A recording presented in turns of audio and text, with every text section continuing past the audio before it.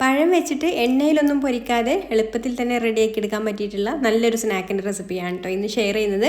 അപ്പോൾ അതിനായിട്ട് നന്നായിട്ട് പഴുത്തിട്ടുള്ള 2 നേന്ത്രപ്പഴം എടുത്തിട്ട് ഇതുപോലെ ഒന്ന് കട്ട് ചെയ്തെടുക്കുന്നുണ്ട്. നമ്മൾ പഴംപൊരിയൊക്കെ ഉണ്ടാക്കാൻ വേണ്ടിയിട്ട് കട്ട് ചെയ്തെടുക്കുന്ന ആ ഒരു രീതിയിൽ നല്ല തിന്നായിട്ടാണ് കേട്ടോ കട്ട് ചെയ്തെടുത്തിട്ടുള്ളത്.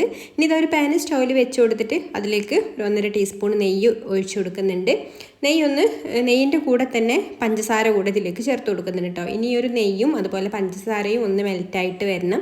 പഞ്ചസാര ഒന്ന് മെൽറ്റായിട്ട് ചെറുതായിട്ടൊരു ഗോൾഡൻ കളറായിട്ട് വരാൻ തുടങ്ങുന്ന സമയത്ത് തന്നെ നമുക്കിതിലേക്ക് പഴം നമ്മൾ കട്ട് ചെയ്ത് വെച്ചിട്ടുള്ള പഴം ഇതുപോലെ ഒന്ന് നിരത്തി വെച്ച് കൊടുക്കാം.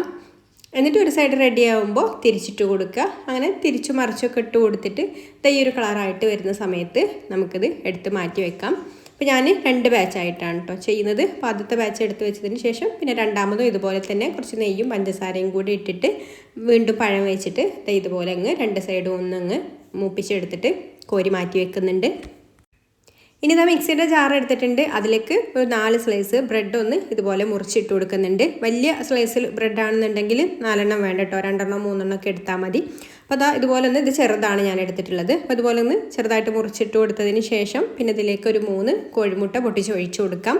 പിന്നെ ഇതിലേക്കൊരു 1/4 കപ്പ് പാല് ചേർത്ത് കൊടുക്കുന്നുണ്ട്. ഇനി 1/2 ടീസ്പൂൺ ഏലക്കാപ്പൊടിയും മധുരത്തിന് ആവശ്യത്തിനുള്ള പഞ്ചസാര കൂടി ചേർത്ത് കൊടുത്തിട്ട് ഇത് നന്നായിട്ടൊന്ന് അടിച്ചെടുക്കാം.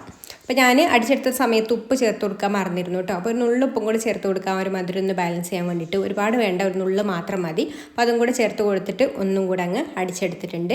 ഇനി ഇതുപോലൊരു കേക്ക് ടിന്നാണ് കേട്ടോ ഞാൻ എടുത്തിട്ടുള്ളത്, അലുമിനിയത്തിൻ്റെ. അതിൻ്റെ സൈഡിലും അടിയിലൊക്കെ ആയിട്ട് നെയ്യൊന്ന് പുരട്ടി കൊടുക്കണം. നെയ്യോ ബട്ടറോ എന്തെങ്കിലും ഒന്ന് പുരട്ടി കൊടുക്കുക, അടിയിൽ നിന്ന് പെട്ടെന്ന് വിട്ടു പോരാൻ വേണ്ടിയിട്ടാണ്. എന്നിട്ട് നമ്മൾ നേരത്തെ വഴറ്റി മാറ്റി വെച്ചിട്ടുള്ള ഒരു പഴം ഉണ്ടല്ലോ, അത് ഇതുപോലെ അങ്ങ് നിരത്തി വെച്ച് കൊടുക്കുക. ഇനി ഇതിൻ്റെ മുകളിൽ നമ്മൾ അടിച്ചെടുത്തിട്ടുള്ള മിക്സ് ഒഴിച്ചു കൊടുക്കുക. വീണ്ടും പഴം ഇതുപോലെ നിരത്തി വെച്ച് കൊടുക്കുക. മുകളിൽ ഞാൻ കുറച്ച് വെള്ളവും കൂടി ഇട്ട് കൊടുക്കുന്നുണ്ട്. ഇനി നമുക്കിതൊന്ന് ആവിയിൽ വേവിച്ചെടുക്കണം. ഒരു 15 മിനിറ്റ് വേവിച്ചെടുക്കാം കേട്ടോ. അപ്പോൾ ഞാൻ ഇതുപോലൊരു പാത്രത്തിൽ വെള്ളം വെച്ചിട്ട് അതിലൊരു റിങ് വെച്ചിട്ട് അതിൽ ഇറക്കി വെച്ചിട്ടാണ് വേവിച്ചെടുക്കുന്നത്. അപ്പോൾ ഇത് വെച്ച് കൊടുത്തതിന് ശേഷം പിന്നെ ഒരു ഫോയിൽ പേപ്പർ വെച്ചിട്ട് ജസ്റ്റ് ഒന്ന് കവർ ചെയ്തിട്ടുണ്ട്, ആവി വെള്ളം വീഴാതിരിക്കാൻ വേണ്ടിയിട്ട്. അതിനൊന്ന് ഹോൾ ഇട്ട് കൊടുത്തിട്ടുണ്ട് കേട്ടോ.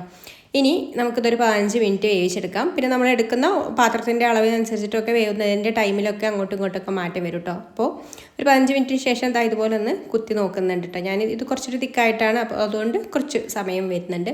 അപ്പോൾ ഇതുപോലെ ഒന്ന് ഒരു ടൂത്ത് പിക്കോ എന്തെങ്കിലും ഒരു പപ്പട സ്റ്റിക്കോ എന്തെങ്കിലും വെച്ചിട്ടൊന്ന് കുത്തി നോക്കി ക്ലിയർ ആയിട്ട് വന്നാൽ നമ്മുടെ പോള റെഡി ആയിട്ടുണ്ട്. ഇനി ഇത് നന്നായിട്ട് ചൂടാറിയതിന് ശേഷം മാത്രം വേണം കേട്ടോ ഇതിൽ നിന്ന് എടുക്കാൻ വേണ്ടിയിട്ട്, അല്ലെങ്കിൽ നമുക്കത് വൃത്തിക്ക് അങ്ങോട്ട് കിട്ടില്ല. നന്നായിട്ട് ചൂടാറി വന്നതിന് ശേഷം നമുക്ക് ഇതുപോലെ കട്ട് ചെയ്തിട്ട് സെർവ് ചെയ്യാം. അപ്പോൾ നമ്മുടെ എളുപ്പത്തിൽ ഉണ്ടാക്കിയെടുക്കാൻ പറ്റിയിട്ടുള്ള ആവിയിൽ വേവിച്ചെടുത്തിട്ടുള്ള പോള റെഡി ആയിട്ടുണ്ട്. ഇഷ്ടമായിട്ടുണ്ടെങ്കിൽ ലൈക്ക് ചെയ്യാനും ഷെയർ ചെയ്യാനും ചാനൽ ഒന്ന് സബ്സ്ക്രൈബ് ചെയ്യാനും ഫേസ്ബുക്കിലാണ് കാണുന്നതെന്നുണ്ടെങ്കിൽ പേജ് ഒന്ന് ഫോളോ ചെയ്ത് സപ്പോർട്ട് ചെയ്യാനും കൂടി മറക്കല്ലേ. അപ്പോൾ ഇനി മറ്റൊരു നല്ല റെസിപ്പിയുമായിട്ട് അടുത്ത വീഡിയോയിൽ കാണാം. Thanks for watching.